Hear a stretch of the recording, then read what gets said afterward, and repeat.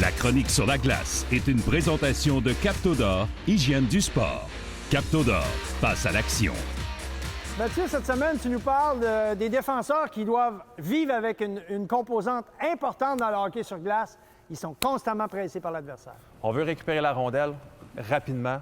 On a de la pression. Il faut trouver une solution pour donner une fausse information, créer du temps et de l'espace, que ce soit pour effectuer une passe ou rentrer dans le jeu. Donc, fausse information veut dire feinte, et c'est ça que vous allez nous démontrer. On va démontrer ça avec des jeux de pied. Parfait. On va s'installer. On vient récupérer la rondelle. Feinte de venir vers la bande, d'aller vers le centre. Amène le joueur avec toi. Quand ses orteils sont tournés, virage brusque vers la bande. C'est parti.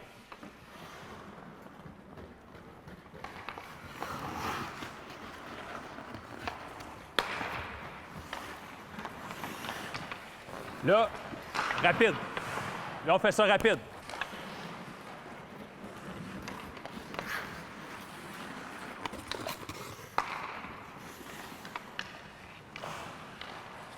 OK. En premier lieu, il faut savoir où est le joueur adverse. Il est à quelle distance de moi. S'il est trop loin de moi puis je fais la feinte, ça ne sert à rien.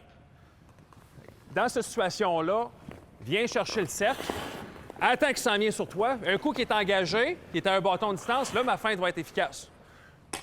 Pour récupérer la rondelle, on utilise les corps internes. Là, on y va tranquillement. Quand la rondelle est disponible, pourchasse-moi, je m'en viens à la rondelle. 1, 2, je viens vers le milieu, et là, je m'évade sur le côté. Et lui, il faut que ses orteils pointent là-bas. S'il reste en arrière de moi, puis il fait juste ça, bien, automatiquement, il va pouvoir venir me fermer. Moi, il faut que je l'amène dans l'opposé de où je vais aller. Bien, je veux que tu prennes le temps de rentrer, patiner vers la bande là-bas et t'évader par la suite. C'est bon? On prend ça. Mets de la pression, mets de la pression.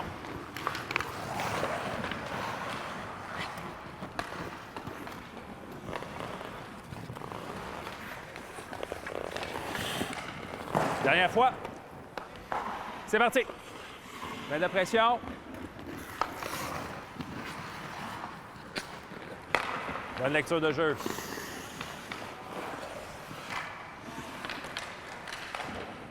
Tout à l'heure, les gars, Mathieu vous a dit quelque chose de vraiment important. Il vous a parlé de l'intensité avec laquelle vous devez faire vos feintes. Mais moi, je vais aller un petit peu plus loin là-dedans. Puis pour les entraîneurs, c'est super important. La notion de feinte, vous devez la comprendre, la maîtriser. La plupart du temps, une feinte, c'est avant tout faire croire. C'est faire croire que je veux faire quelque chose, mais que dans le fond, mon idée est déjà ailleurs. Et souvent, les joueurs vont mordre à une feinte lorsqu'on fait, on fait croire quelque chose qu'on fait souvent. Donc, les défenseurs, de faire croire qu'on va derrière le filet, boum, changer de direction, ça fonctionne. L'échec avant, vous allez vous envoyer toujours le long des rampes, vous faites semblant d'aller le long de la rampe, boum, vous allez vers le centre. Vous allez vers le centre, boum, vous sortez vers l'extérieur. Gauche-droite, droite-gauche, avant-arrière, c'est aussi simple que ça, mais vous devez absolument porter attention à un élément très, très important. L'adversaire doit croire en vous. Il doit croire en ce que vous êtes en train de faire. Et pour ça, ça doit être réel, donc très rapide. Alors, la deuxième étape, c'est de se défaire de son couvreur.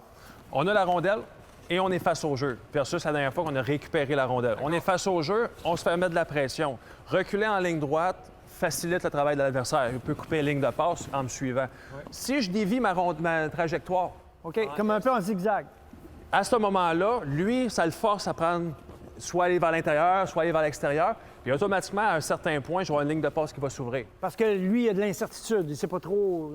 Et en utilisant mes corps internes de mes patins, je change de direction, ma ligne de passe est ouverte, ouverture de hanche, ma rondelle bien positionnée. Toujours les mêmes techniques qui sont sollicitées. Toujours les mêmes. Go!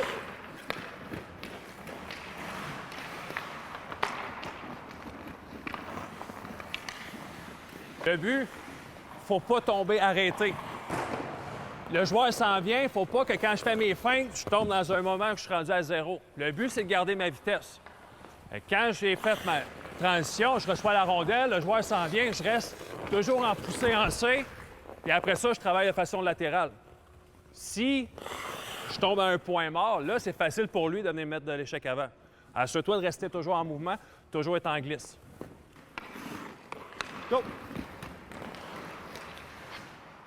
Parfait.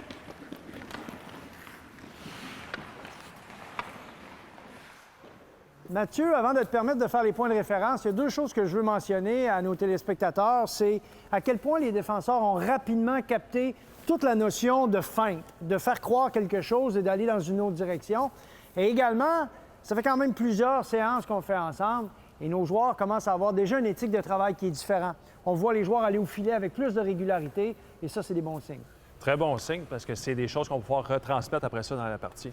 Puis pour les défenseurs, techniquement, la chose qui est importante, c'est les patins. C'est le corps interne des patins. Être capable de travailler de façon latérale, qu'est-ce qui amène le joueur adverse à ne pas savoir où est-ce qu'on s'en va et nous ouvrir une ligne de tir, de passe pour pouvoir, après ça, pouvoir progresser l'attaque. Et les mains en position armée. Toujours, toujours. Et aussi éviter de dribbler.